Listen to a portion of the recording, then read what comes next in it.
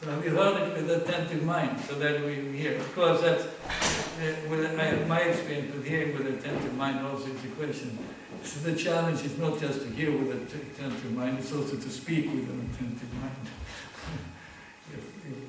So it makes a little bit difference if I'm too spaced out, what's going on here. But if the speaker is good and they're really well thought of like that, it becomes easier. If you actually manage to capture the mind of the audience, so to say, it's attentive because it's captured by the connection, the philosophy, the reason, whatever going on. So that is of course, so it's a challenge to speak and it's a challenge to hear. But then the interesting, okay, so they listen with attentive mind, and here he asks, have you heard with attentive mind? And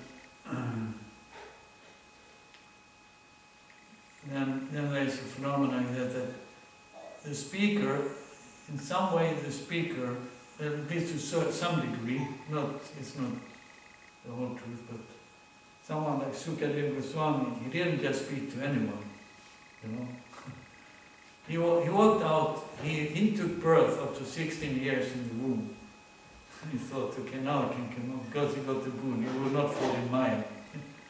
Well, in other words, it was that just that he told the Bhagavatam to Sukadeva Goswami while he was in the womb. And when he heard the Bhagavatam, and then he thought, yes, now there's some reason to get out. I take birth and I can go and find someone I have to speak this great knowledge. So sometimes also when we first, did you hear this? I really learned something great. And I read the Bhagavad Gita, and maybe come to the school or something, at least it happened to me. I read some additional Bhagavad Gita and learned about the three modes of material nature, and I thought it was great. So I went to the school and told my school friends about, there was a Bhagavad, this three modes of material nature explaining it. And you hear something great, you want to share it. So that way, what's the point? Sharing, attentive mind. Yes, Sukadeva Goswami left the room. He said, no, I want to speak this to someone. There must be someone who's really interested. But he just didn't go, and then he walked around like a madman, naked. Well, he wasn't naked, he was dressed in the four directions. That's a nice way of saying that he wore no clothes. The clothes was the dress. But of course, he was so pure that the ladies, at least at one point in the beginning there, the ladies didn't mind it. They didn't bother about him. But yesterday, him covered himself when he come by the father, because then he asked yesterday, why is this? My son walked by naked here and you didn't care, but now I'm coming and you cover yourself. Well, you said, you're a grihasta. You're not so pure.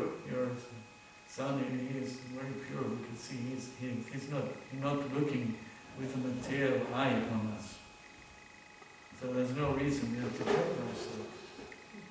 Okay, so that's Sukadeva Goswami. Then later on, there's ladies, foolish ladies, village ladies and boys running after him. But then Sukadeva Goswami enters into the arena of the sages that came together to witness the departure of Parikshit Maharaj. I'm also taking this vow. He's taking a vow. I'm gonna die in 7 days. And now I'm not gonna eat, I'm not gonna sleep, I'm not gonna eat, sleep, mate and the family, drink water. I think he's not gonna drink water either. That's quite a task to do. So he is really qualified, he's really eager, he's really attentive, because he's really motivated. That's a question, how motivated we are, or people in general are. But he was really motivated. I want to know what is the purpose of life. What is the duty of a human beings in general and specifically at the time of death? Please tell me. And there was these sadhus, and there was even Narada Muni there, and there was Vyasadeva, of course. I think they were waiting for Sukadeva Goswami to come, so he was going to speak. But the others also tried to give different suggestions, That's something like sometimes when you get sick, when someone gets sick, then everyone comes with their suggestions how to, I know exactly, I had that, something like that also, and then I did like this, and it was really great. And then another one comes, and then I travel around the world and end up with a whole big box of medicines. Sometimes there's something is wrong. But of course, all good, well-intentioned. There's one point that I say, no, I'm fine. I don't need anything more now. But so they gave him the good advice to him. Yes, you should stand on your head and perform pranayama or something. No, maybe they didn't say that. Do some yoga, meditation, austerities, whatever. But he's really attentive. But he said, no, this is not practical. It can't be. And then Sukadeva Goswami enters the scene, and then everyone stands up. You can see they are conceived by his bodily structure, naked as he is. You can fully see his, and they say, this is a great soul, the greatest soul. Okay, let's hear with him. What is he going to say? So in the case then Parikshit Maharaj asked him, and then everyone is quiet and listens with great attention. And then Sukadeva Swami is like in his right place. So he was sitting in the Vyasasana, or Asana, actually Vyasasana, his father's seat, we could say. He had heard the Bhagavatam from his father, and now was sitting in the seat of his father, or was as a representative of his father and talking the Bhagavatam. And the interesting thing, there was the father whom he learned the Bhagavatam was sitting there to listen on the Bhagavatam from Sukadeva Goswami. And Narada Muni was also sitting there to listen to Sukadeva Goswami speaking the Bhagavatam. So that we say, well, that's quite interesting. I mean, there's no problem. Someone becomes really good, and let's listen. Whether it's a younger, junior, or older, or something. In these matters, the age doesn't really matter so much. The matter is like the realization of the text, of the matter, and speaking that gives insight and enlightenment to the audience. And then you listen with attention. So here is Arjuna's. The question is, have you listened with attention? Have you heard with an attentive mind? So then we could also say this Tadvidi Pranipatana Pariprasnana Sevaya. Okay, surrender and listen, put questions. That means also listen with an attentive mind. Render service. Without rendering service, you will not understand much. You will understand something. One says, we hear, so we get to the point of understanding that we should render service. We should have a, well, it doesn't mean that we run around all day and just do things, rendering service. But we can say, we should have a serving attitude towards the spiritual master, towards Krishna, maybe towards the Vaishnavas. It's not, we learn as being under the guidance of the spiritual master, hopefully, I hope, should be. We learn to surrender, to sacrifice for others, ultimately for Krishna. So that is important. And in that surrendering, that rendering of service, will be, in order to render this service of serving the Guru by chanting and hearing and preaching and distributing books and doing all kinds of sometimes difficult things. It may seem like a very simple thing to distribute Prabhupada's books, but it takes a lot of determination in a way, and purity. But by this, it matures, and the knowledge matures in our heart. And then it becomes fruits that we can share with others. So here, today's verse was, thus I've explained to you knowledge still more confidential, deliberate on this fully, and then do what you wish to do. Okay. After you deliberate on everything, do what you wish to do. Don't do what you wish, just don't do anything you want to do, but first gather information and deliberate on it. Is this really good action? Then knowledge still more confidential. Here is Prabhupada speaking about Brahman realization and Paramatma realization, but we also have this idea about confidential knowledge in the beginning of the 9th chapter of the Bhagavad Gita. Raja Vidya Raja Goyam Pavitram Viram Uttamam Prataksha Vagamam Dhamyam Susukam Kartam Avrayam. Let's see if I put it right. I think so. This knowledge is the king of education, the most secret of all secrets. Well, it's confidential. Well, it's secret. Purest knowledge, and because it gives direct perception of the self-realization, is the perfection of religion. It is everlasting and joyfully performed. But it doesn't say confidential, but it says a secret. It's a secret. You can say it's confidential, it's a secret. So there is some secret. I took it, and I tried to understand what was the secret? And there is one thing. Krishna says he is the source of everything. Maya tatamidam sarvam jagat avyaktam rutina nastani sarvabhutani nachaham teshavasthitam. By me in my unmanifested form, this entire universe is pervaded. All beings are in me, but I am not in them. I think that's a great secret. We are not, what do you call that? When everything, you think everything is God. Not the my world philosophy, but like everything is. Pantheism? Pantheism, okay. That is it, pantheism. That when you think, oh, God is in the nature, God is in the tree, and God is in the animal and the human. Yeah, he is there, that's true. But not only there.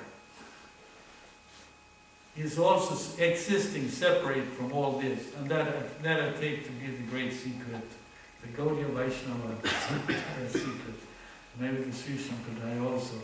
This conclusion that, yes, God is all in all these things. It is energy, He manifested this way. But He is separate. You can't say, therefore, Prabhupada said, if you take the whole universe together and put it together, you will get God. You will not get God, because He's Krishna. At least you will not get Krishna, because Krishna is more than that. He exists separate from this in His transcendental world. Right? For me, that is the secret. That's the most confidential thing. And that is, the devotees understand that, and therefore we surrender to Krishna and think of Him in that form as He is in the spiritual world, because He is the verse in purport indicating Brahman realization and Paramatma realization. But this is still not really on that platform of understanding Krishna and His transcendental world. So that is what we see, and that is there, that Supreme Personality of Godhead we want to relate to, develop a level, and ultimately go to at the time of death. The time of death is not death, it's life.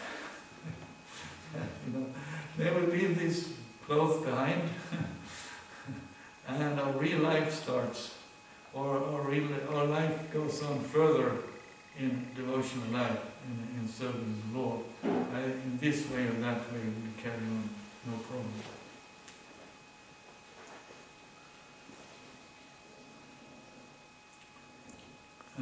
Okay, but it's still interested in this purport here. Prabhupada says, and he speaks much about the super soul. Some words before, actually, in one sense, Bhagavad Gita could have stopped there also, but it didn't, because there's something more confidential to come. Or Krishna wanted to add something, but it's Prabhupada said, the best advice imparted to you is to surrender unto the super soul seated within his heart. Let's see if I can... Oh yes, in the previous verse, Tam evat saranam gacha sarva bhavana bhavata tat prasadat param shantim sthanam prapchasi sasvatam. O Sayana Bharata, surrender unto him utterly. By his grace you will attain transcendental peace and supreme and eternal abode. So in one sense you surrender to the super soul, and by his grace you get peace and attain the supreme abode. Then we could say it's a little bit like in the second canto of the Bhagavatam, in the relationship about the super soul. What I gathered there was that you should pray to the super soul to give you the intelligence by which you can understand the Vedas. So one says to surrender to the super soul to get the help to be able to understand the Vedas, to understand the Bhagavad Gita, to understand Krishna. And Krishna, the super soul, is an expansion, immediate expansion, a plenary portion of Krishna. And in one place Prabhupada says, and actually there's no difference. It's the same person but in a different function. If you say like that. Okay, so he is, but here, but then so this is verse 62, 63, and then we have, do what you wish to do.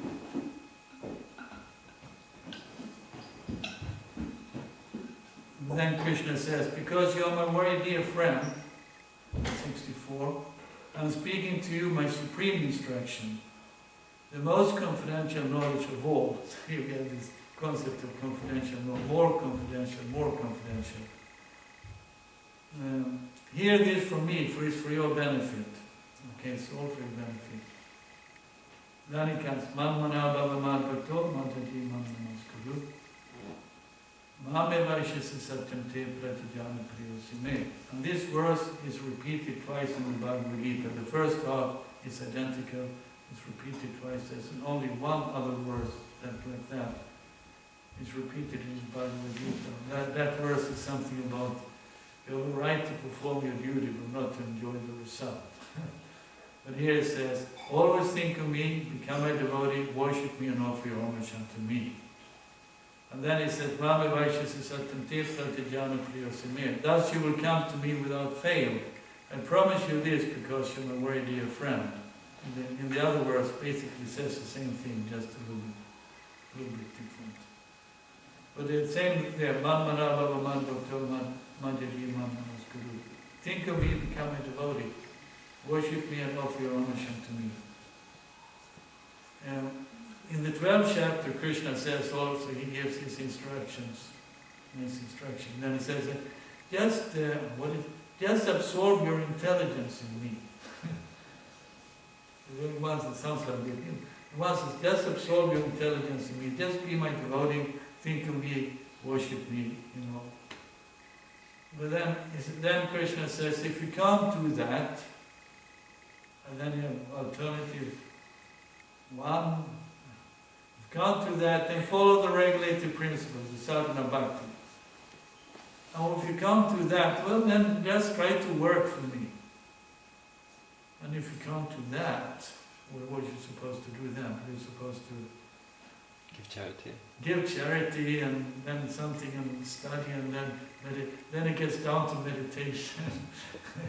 Then again he comes back to the point. But you start first, just absorb your intelligence in me. If you can't do that, follow regulative principle, sadhana bhakti. If you can't do that, then work, just try to work for me. And you can't do that, well then just work selflessly, well give in charity. So he gives like, that's a nice verse, because Krishna gives like, where are you? No, okay, if you can't do this, then do this, and if you can't do that, then do this other thing. Okay. In any case, always try to understand something there, the transcendence of the spirit soul. So that is Krishna, and then he speaks about Savaramam Parikta Mamekam Saranam Raja Anutvan Savapata abandon all varieties of religion and just surrender to me. I shall deliver you from all sinful reactions. Do not fear. So that will take see today Krishna said, deliberate on it. Okay, deliberate it, then surrender. Then, you know, okay, don't dare to ask if there's any questions today. Sometimes Prabhupada said, you know, if someone don't put any questions, either there's nothing in there to put any question with, or maybe it's just such a boring lecture. Okay, so that's a question. Yes, I have a question, but what about, it's just like 2-3 minutes to 7. Well, yesterday we just went on.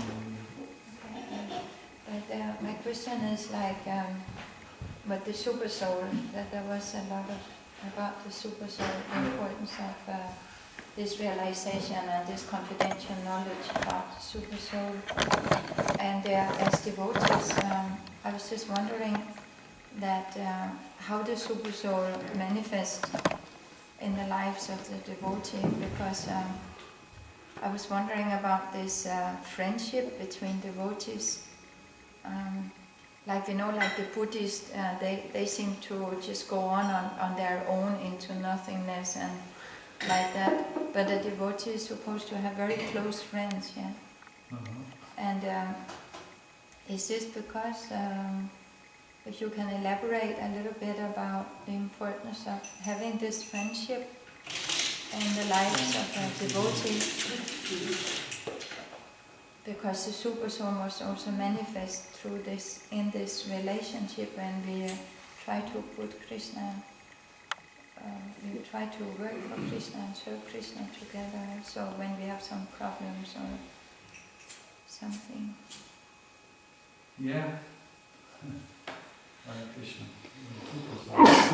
Well, one place it was mentioned that the super soul is what makes actually communication possible. He connects us and he reminds us.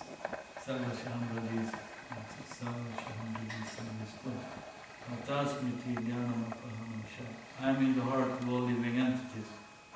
And from me come remembrance, knowledge, and forgetfulness. So, by His mercy, we can connect. We get connected in one sense. Yes, you had something with this person from previous lives, so we get together, either positively or negatively, or maybe neutrally.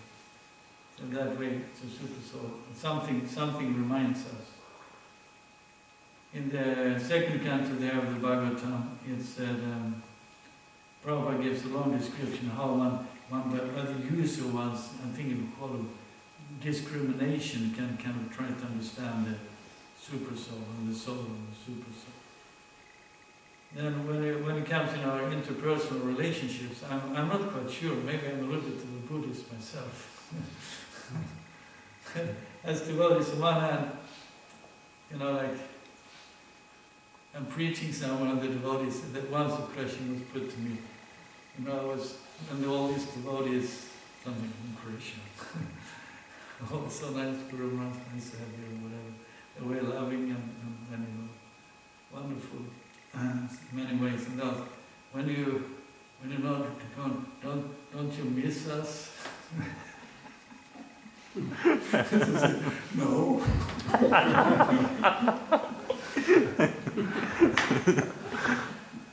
Well, I just go on to another place and preach, and you know, there's other devotees who are nice devotees like that. I mean, in one sense, really, we will miss some, okay, a little bit like that, but it's not like a big attachment, or you know, for me, maybe for others. Because sometimes you see it depart from a place and the multitude standing with the tears coming from their eyes and like that. And that of course very nice. It's a very nice and lovable or appreciating, how to say.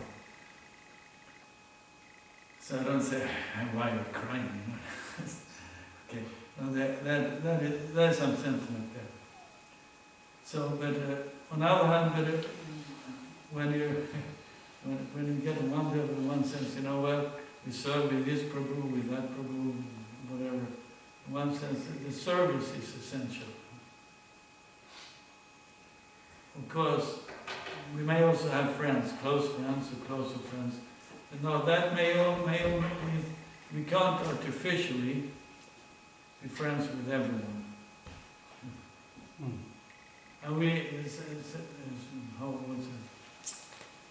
Nes Brahmabhuta Prasanatmana Sochatina Kanchati. Sama Saveshu Bhutashu Manbhakti Dante Param.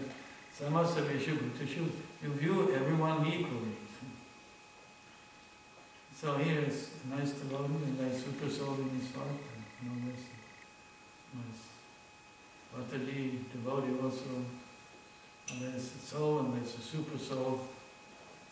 And there's service to be done, so we do service and like that. And we may or may not be so, we render service together, but that is because when it's good devotees, some devotees maybe sometimes have a little bit strange relationship with hardship, or like that. But usually it doesn't stay long. Or it may be there, but when it gets to their essence, there's a service to do for Krishna, then we come together, then we can talk and we continue to serve, because the essence is to serve Krishna. Now in the, what's his name? Kapila Deva, in his instructions to Devahuti, yes, that's Devahuti. He speaks at one point, there's one word comes up, maybe it comes up in the purport, but there's something about friendship. One should make let's see. As I remember it says we should make friendship, but with, what was it called? Like-minded, okay. There was a point made, one should make friendship with like-minded, but friendship would be with somewhat like-minded devotees. So that is also the beauty. There are so many different kinds of devotees. We may be on different platforms, and we maybe have different ways or whatever. Serving Krishna or like that. So we may, there's certain constellations that we go good together, even amongst the devotees. So that way, now the real strong sentiments or feelings. Now, if you ask me, so when these devotees ask me, don't you miss us? I said no. That sounds hard in one sense, but then maybe on another level, on a deeper level, there's a strong attachment. I would say affection, but that's on a different level. It's not on this sentimental level is not interested. Okay. So if it's sentimental, no, forget it. But on a deeper level, there is an affection or connection in a different way, and very much what connections is a serving. We're doing something, or at least we're doing something together for Krishna. And that's like we're here, we're all varieties of personalities and ages, and I think that different ages here also. We come together because we want to serve Krishna together. Or I don't know if we want to serve Krishna together, but we want to serve Krishna. And even if I would like to sit in my small cottage, I'll be, and just be peaceful, Krishna wants us to serve Krishna together. So we end up coming together. So, but I say that there's a different, and that there's a different level of